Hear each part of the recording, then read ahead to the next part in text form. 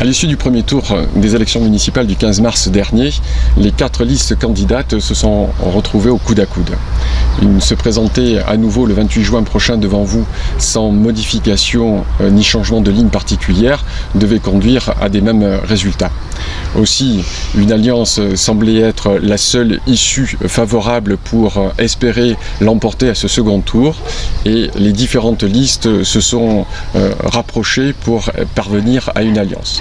En réalité, les conditions pour une telle alliance méritaient à la fois une ouverture des différents candidats, mais également une compatibilité des programmes. Ambition Rognes et Rognes en transition sont parvenus à des échanges nourris et nous avons abouti à une alliance qui désormais se présente sous le nom d'Unis pour Rognes. Donc moi je voudrais rebondir sur ce que vient de dire Patrice et parler donc de compatibilité non seulement au niveau du programme mais surtout au niveau du projet. Moi j'observe la vie politique à Rognes depuis 30 ans le seul projet politique que j'ai vu apparaître dans ces 30 dernières années, ça se résume à l'élection d'une tête de liste, en fait, d'un chef de village. Et justement, c'est une organisation pyramidale et égocentrée et on souhaite vraiment sortir de cette structure qui n'a plus aucun sens à l'heure actuelle compte tenu de la complexité au niveau juridique, au niveau des instances, des institutions, où une seule personne, l'homme providentiel, ça n'existe plus à l'heure actuelle. C'était vrai peut-être il y a 30 ans, mais maintenant il faut briller en dehors du village et aussi à l'intérieur du village.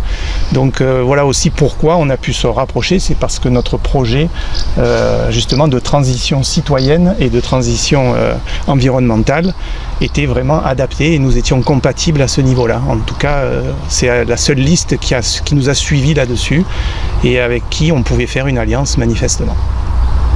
Notre réalité à prendre en compte, c'est l'importance de la métropole d'Aix-Marseille. Donc c'est une très grande métropole, c'est la deuxième de France par la population et c'est la plus grande de France par l'étendue. Voilà, donc c'est aussi grand que le Grand Londres aussi.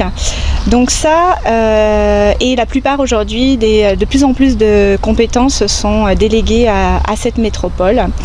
Donc il nous est apparu nécessaire de pouvoir dissocier les deux rôles, celui de maire et celui de conseiller communautaire, parce que finalement là vous allez voter à la fois pour le maire et à la fois pour le conseiller communautaire. Et ce qui nous semblait important, donc, c'est de bien dissocier les deux rôles pour pouvoir exercer une influence au sein de cette métropole et pour pouvoir en tout cas avoir un rôle clé au sein de cette métropole et maintenir aussi le niveau des subventions qui nous est nécessaire.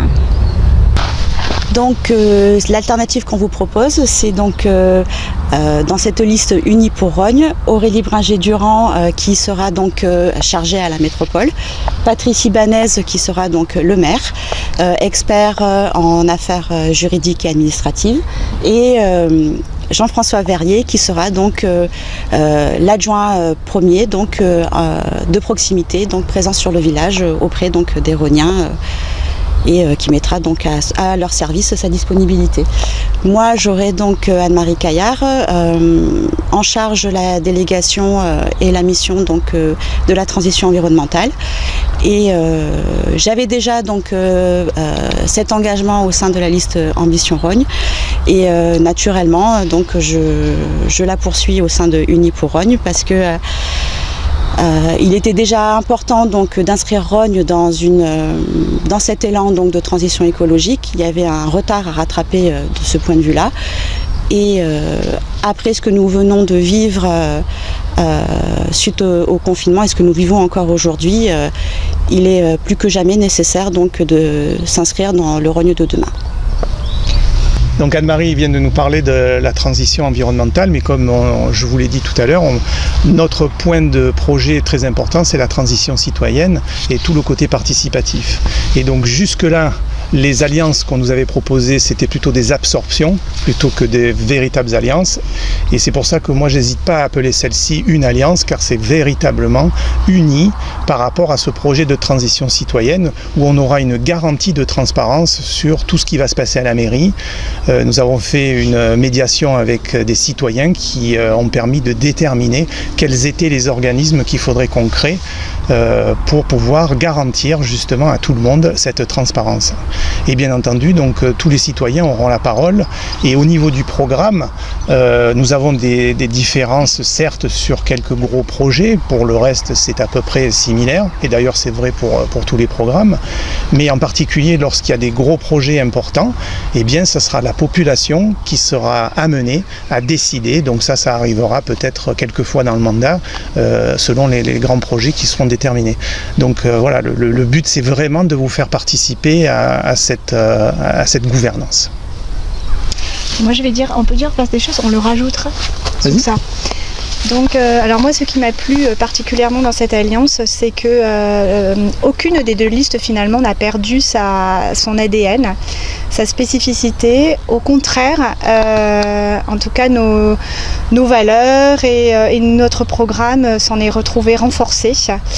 Et ça, c'est une véritable union qui fait la force.